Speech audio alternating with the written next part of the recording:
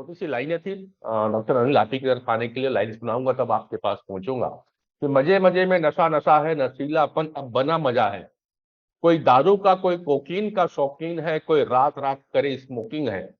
और स्मोकिंग में धुआं धुआं का आलम, मानो सॉल्व हो गई है सारी प्रॉब्लम।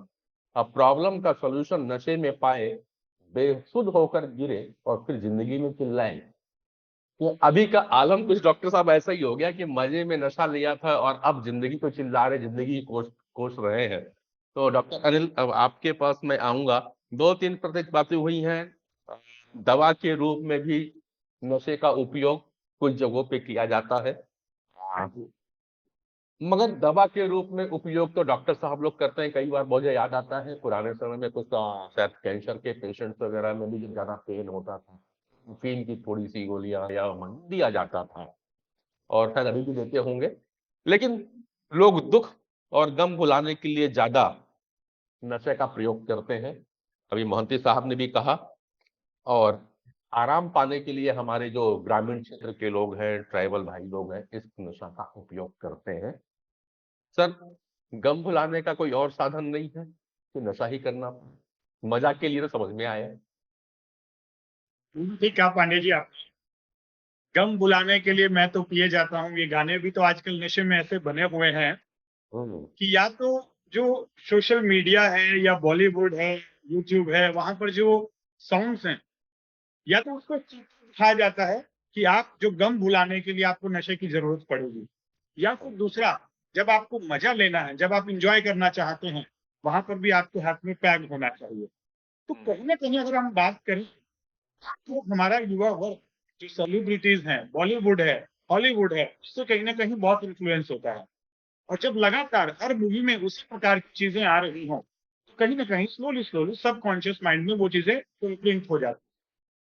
तो नेचुरल सी बात है, दोनों ही कंडीशन में जब आदमी दुखी है, परेशान है, स्ट्रेस्ड है, तब भी वो फिर नशे का सहारा लेता है, या जब वो खुश है, जब वो एंजॉय करना चाहता है, सेलिब्रेट करना चाहता है, तब भी उसके पास एक ही तरीका है कि चलिए नशा। और नशा इजीली अवेलेबल है, हर जगह अवेलेबल है, पे अवेलेबल है, तो फिर ये और ज्यादा गंभीर हो जाता है। तो अब ऐसे में अगर मैं बात कहूं तो क्या करना होगा, कि दो लेवल के स्टेप हैं, एक पर्सनल लेवल पे और एक हायर लेवल पे।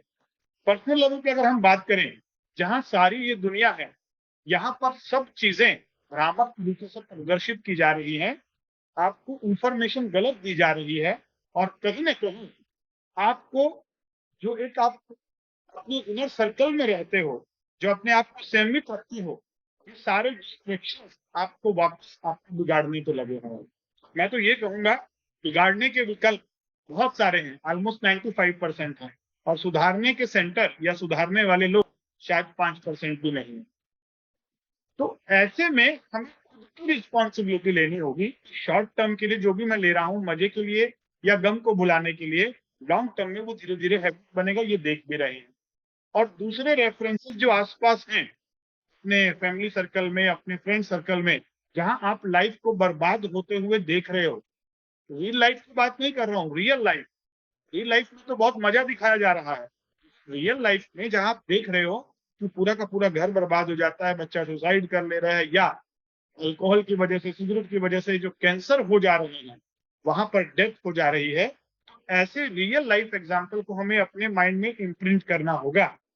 मैं तो अगर कहूँ, जहां बॉलीवुड आपके माइंड पे इम्प्रिंट डाल रहा है कि नशा तो एक कॉमन चीज है, ये तो बहुत सिंपल सी चीज है, इसे तो करना ही चाहिए, इसमें कोई बुराई नहीं है, ऐसे में हमें क्या करना होगा, अपने बच्चों को कैंसर वार्ड में लेके जाना चाहिए, ऐसी जगह पर ऐसे लोगों से मिलवाना चाहिए जिनकी जिंदगी रियल लाइफ में बर्बाद हुई है इस नशे की वजह से, ताकि वो रियल लाइफ में और रियल लाइफ में डिफरेंस समझ सके। दूसरी बात मैं कहूंगा कि गवर्नमेंट के लेवल पर, ऑफिसर्स के लेवल पर भी स्ट्रिक्ट एक्शन की जरूरत है।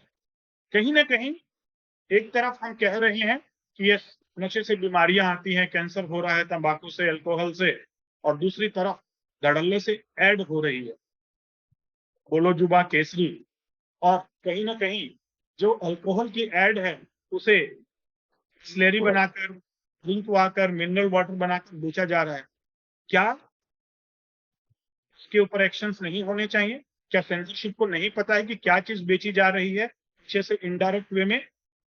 तो ये सारी चीजों को लीगली एक्शंस करने की जरूरत है।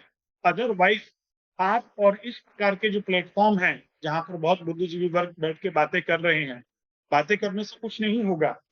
जो लोग समझदार हैं, जिनकी कॉन्शियसनेस राइज हो गई है, वो तो ठीक है, बच पाएंगे। लेकिन जो अभी बच्चे परिपक्व भी नहीं हुए हैं, जिनके पास ना कोई समझदारी है और सारी चीजें इजिली अवेलेबल है और अट्रैक्ट करने के लिए सोशल मीडिया है, तो वो कैसे बचेंगे? ये बहुत बड़ी सोच का विषय है जो मुझे लगता है।